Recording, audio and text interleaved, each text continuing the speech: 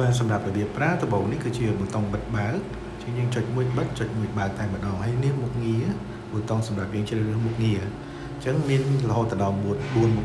ខងារទី1គឺមុខងារដាំទឹកពុះហើយ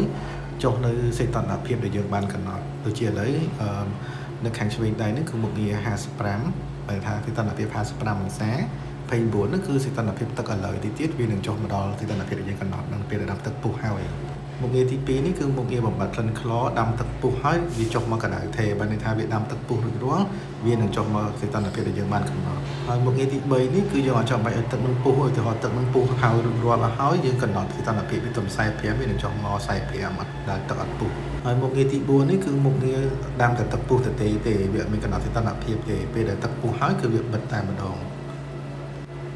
ហើយមុខងារមួយនេះគឺមុខងារចាក់សោប៊ូតុងចាក់សោបើន័យថាយើងអាចប៉ះបហូរទឹកបានទេនៅពេលដែលយើងដាក់មុខងារហ្នឹងអញ្ចឹងអូនគាត់ប៉ះច្រឡំហ្នឹងក៏វាហូរទឹកដែរ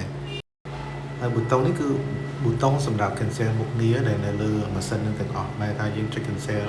ចោលមុខងារទាំងអស់តែម្ដងទៅដាក់មុខងារទី2ហើយបន្ទាប់មកយើងអាចចុច